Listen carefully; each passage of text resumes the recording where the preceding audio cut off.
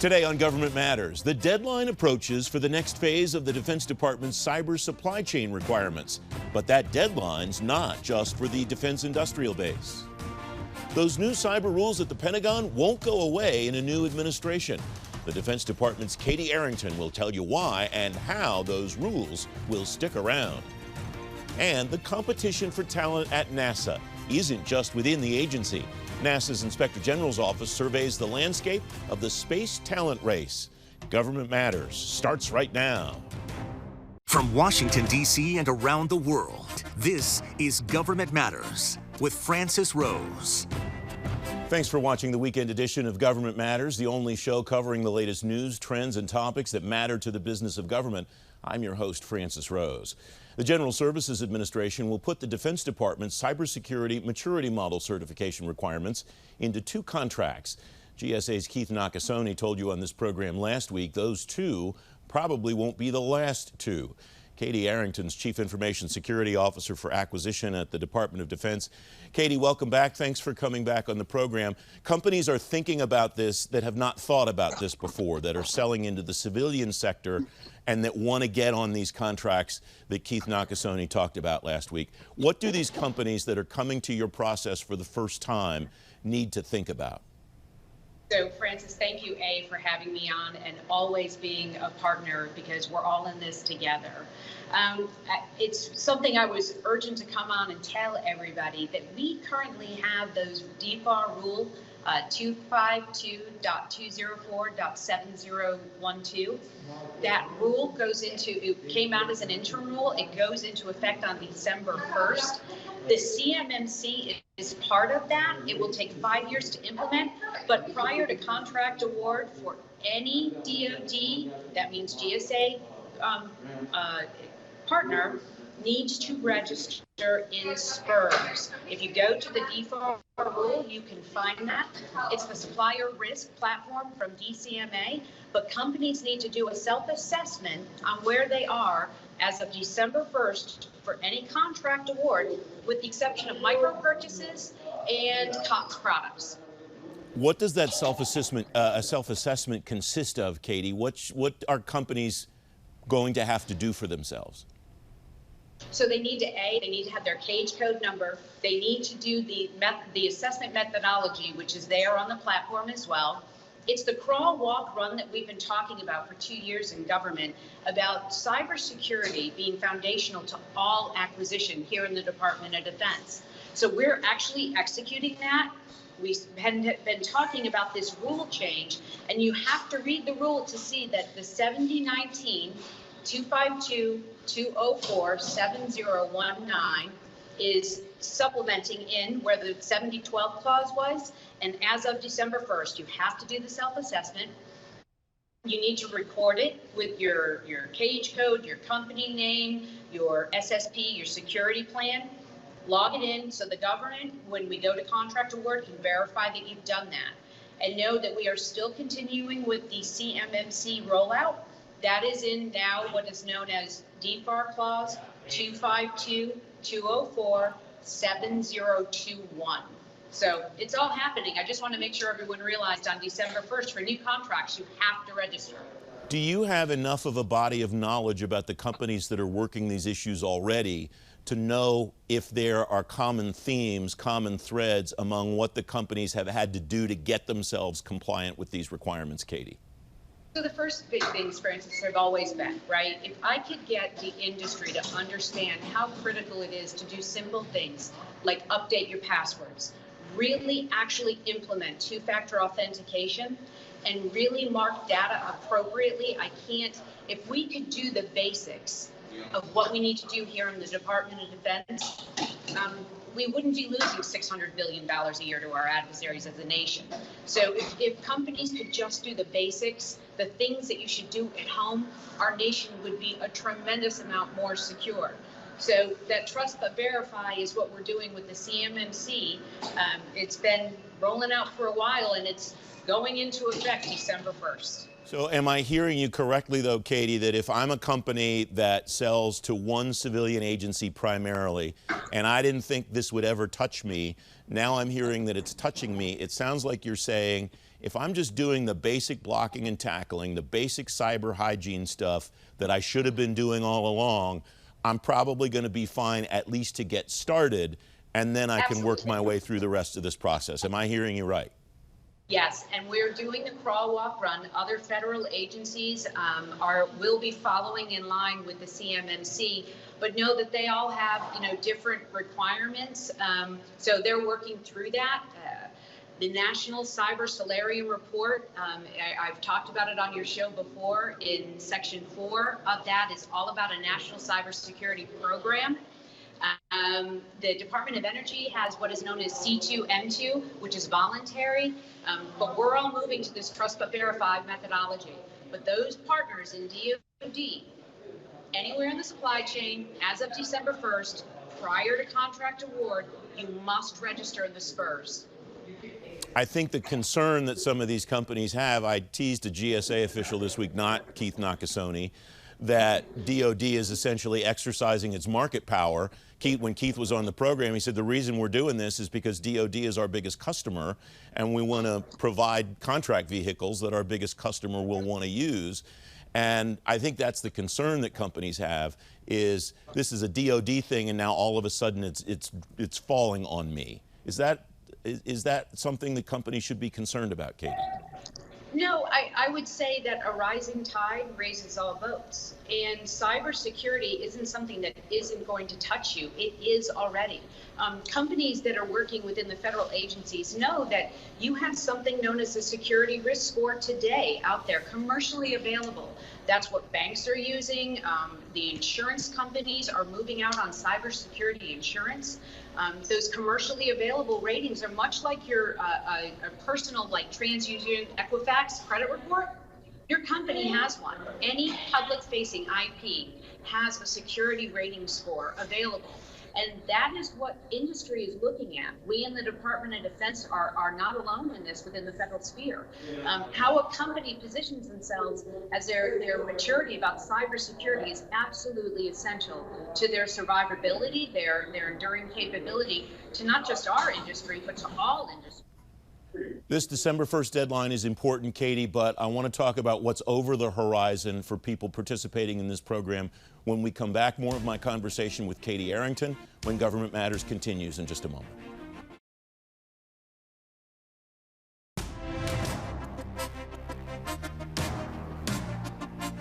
Welcome back. As you just learned, the Cybersecurity Maturity Model Certification Interim Rule goes into effect at the start of next month. The Defense Department's taking comments from the public. In the meantime, more now with Katie Arrington, Chief Information Security Officer for Acquisition at DoD. What's the rest of the timeline look like? You and I have spoken in the past, Katie, about accreditation and all of the other issues that the board is working on. What happens after December 1st to continue to codify the CMMC program? So we're rolling out the contracts, the pilot programs. There'll be 15 in FY21. That has about 150 suppliers on each. But this effort, it's not going away. I don't, what happens on January 21st is inconsequential to this. This is something that is a DFAR rule. It is becoming an acquisition regulation. This has had bipartisan support. The CMMC was part of the NDAA for the past 3 years. Know that our government, regardless, takes the value and the security of our industrial base very seriously. And it's a bipartisan issue. This is not going to change. It is not going to slow down. We have 5 years to fully implement it, and 5 years is too long of a time, if you ask me. We need to do this now. What's the collaboration been like between you and the General Services Administration? Lisa Hirschman and Emily Murphy were on the program a couple of weeks ago talking about the high-level collaboration. What'd that look like at your level when they said, when I imagine the process was they came to you and said, you're our best customer, we want to implement this stuff, how do we go about doing that? What did that process look like, Katie? So I'll tell you that Keith Nakasone is, you look at an luminary. I had a conversation with him about a year and a half ago, and we both agreed. We were sitting there, it was like meeting, your twin about this is really, really important. We, of course, the department, we speak to GSA quite frequently, but it was That gentleman who took the lion's share and said, you know what, I'm in acquisition and we're moving forward. And Keith has been an amazing partner. GSA is an amazing partner on everything that we do here in the Department of Defense. From our position on the Federal Acquisition Security Council, I'm the member for the DoD on that. Our greatest partners are GSA, have been. General Services, they help us so much every day, and I can't say enough about them. And Keith is an illuminary. He's definitely someone to watch. GSA is not the only organization that the Defense Department does business with acquisition-wise. Should we expect to see these requirements not just in internal acquisition vehicles, not just GSA, but other places that DoD buys things? You'll see them in DLA very, very quickly. We have many pilots with DLA, Transcom, we're working through, but everyone is waiting for us to go through this initial pilot period to make sure that we have all of the tweaks worked out on the actual CMMC certification, the process, making sure that we have level set adjudication baselines so that as an assessor goes in on the West Coast and a different assessor on the East Coast, that there's an adjudication baseline. Once that, Chris Krebs, Bob Kowalski, Brian Ware at DHS, TISA have all said that the CMMC is a good thing. There's a little bit of a difference, right? Some agencies just recommend best practices and their acquisition arm isn't as big as the Department of Defense. We happen to be the largest buyer in the nation at $350 billion under my boss, the Undersecretary of Defense for Acquisition and Sustainment, Ms. Ellen Lord. We are making sure that the $350 billion that we're spending in your environment is as secure as possible, because ultimately, these are tax dollars being used. We need to ensure that we're doing the absolute best to maintain our IP, our national security, but more importantly, to keep our industrial base around. You are our national defense. And you guys do more than just Department of Defense. You're working in Commerce, you're working in Treasury. So as we move out, it's coming. We just have a couple of minutes left, Katie. We're 10 years into the FedRAMP experience, and I know this is a different deal. This is a different thing. But one of the original goals of FedRAMP was to create a platform that agencies could reuse. We're 10 years in, we're just finally getting to the reuse process in FedRAMP. Do you expect that civilian agencies, through the methodologies that we've discussed today, getting this into government-wide acquisition vehicles and so on, that there may be a shorter process to get agencies to decide, instead of building our own, we're going to use this because it's good enough for us? So we absolutely, the whole purpose of CMMC was never to duplicate what the government has already done. FedRAMP reciprocity is something that we led in very early with the CMMC. We've learned a great deal, and it's on us within government to learn from past experiences, to incorporate them anew so that we can continue the moving forward. We learned a tremendous amount about adjudication baselines with FedRAMP. We learned about understanding what a real POAM was and how do you, in an audit environment, close those. So we are the CMMC model. We'll be using reciprocity on the FedRAMP, especially with CSP, cloud service providers, for our small businesses who may not have the organic human resources or capability to grow that maturity of cybersecurity, that they'll be able to use a FedRAMP certified, cloud certified provider to implement the CMMC. But remember, this is all a collaboration. We don't want to duplicate anything that the government has done. We want to ensure best practices and that we're making the highest and best use of our tax dollars to get the return on investment that we need for our national defense. Katie Arrington, thanks very much for joining me. It's great to have you back. Thank you, Francis. Take care. My parting words to everyone, please stay positive, test negative, and be kind.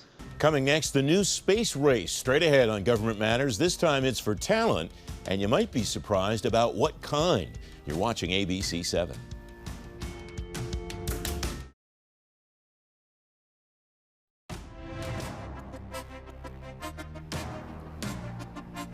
Welcome back. The goal to put astronauts back on the moon by 2024 will demand more speed about acquisition decisions at NASA. Developing a mission-driven procurement workforce is part of that plan. Brian Mullins is Deputy Assistant Inspector General for Audits at NASA. Brian, welcome. Thanks very much for coming on the program. You and your team write in this work. In October 2019, NASA's Office of Procurement began implementing its enterprise-wide workforce transition. What'd you look at as far as what they undertook with that transition, Brian? Yeah, thanks, Francis. Appreciate you having me on. Glad to talk about our work at the NASA OIG. NASA is working to develop an agile and mission-driven acquisition workforce. It's meant to address expected increases in procurement activity in the very near future, including the planned return to astronauts to the moon by 2024. Central to this initiative is what you were talking about. The agency started in October 2019, started with its Mission Support Future Architecture Program, or MAP, which is an attempt to implement an enterprise-wide workforce transition. The hope is that creating product service lines, effectively groups of similar products across similar locations, the agency can reduce redundant contracts and free up acquisition resources to focus more on critical needs. While these plans appear to follow what we would consider best practices for acquisition management, the effort is in the very early stages and could take up to 5 years to implement, given some cultural changes and things that the agency needs to address along the way. In addition, while NASA policy primarily aligns with federal requirements for acquisition workforce training and certification, we found that the agency relies on several different systems and stakeholders to manage the various certification programs. This reduces NASA's ability to validate the accuracy of certification and training data. So if you're talking about culture, that's the word of all of what you just said that perked my ears. What is the cultural issue that NASA's acquisition workforce and that the leadership of NASA's acquisition workforce is working on, is up against right now, Brian? Absolutely. This is about getting all of the data in a more complete, centralized, and usable form. Our body of work at the NASA OIG has shown repeatedly that NASA frequently struggles with attempting to implement agency-wide initiatives, and just not with workforce, but in other areas such as IT governance and infrastructure consolidation. Part of this is driven by the high levels of autonomy given to NASA's mission directorates in major centers located across the country. Historically, NASA procurement actions and award decisions have been made at the center level, which resulted in redundant and duplicative contracts, greater numbers of contracting personnel, and increased administrative costs and actions.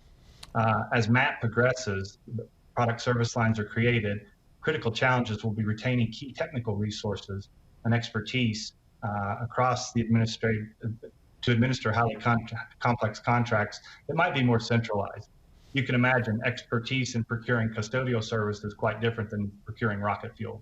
How is NASA doing at gauging whether the people that it needs to do those different kinds of procurements have the skills they need to do those kinds of procurements? You're right, one type of procurement doesn't require the same kinds of skills as another, but what's the mechanism that they have to keep track of whether their people are getting what they need to do the different kinds of things?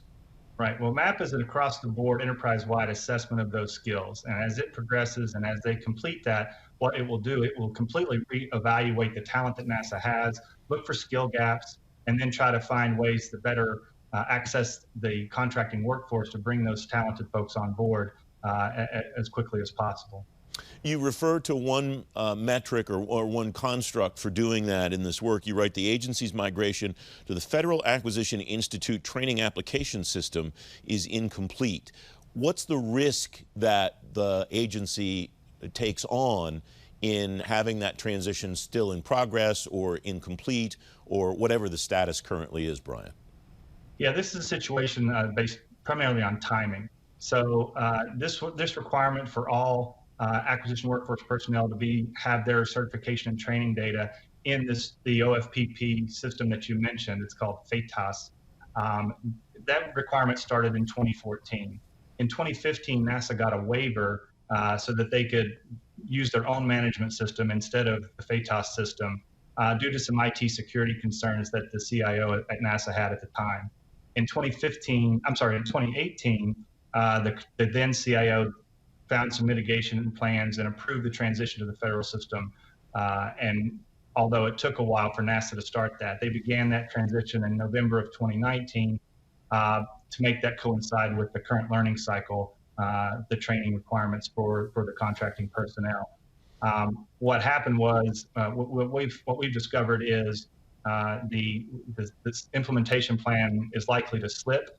They've had a work stoppage with the contract that they have to implement that, and NASA is pretty uncertain when that may be completed.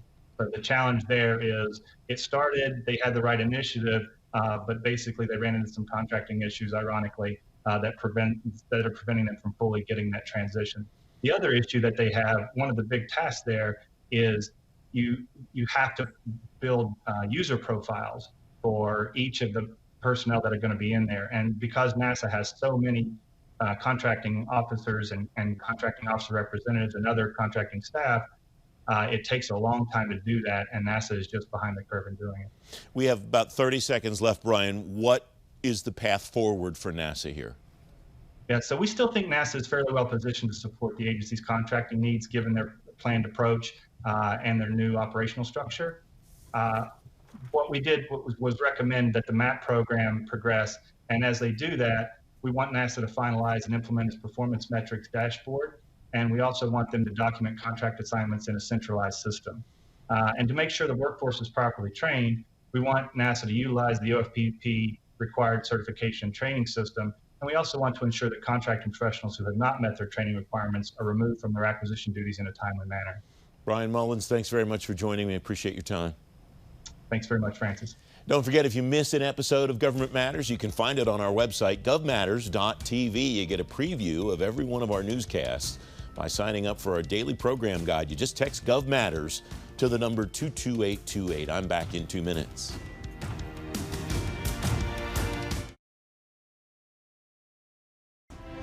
That's the latest from Washington. Join me weeknights at 8 and 11 on WJLA 24/7 News, and next Sunday morning at 10:30 on ABC 7 to stay plugged in on issues that matter to the business of government. Thanks for watching. I'm Francis Rose.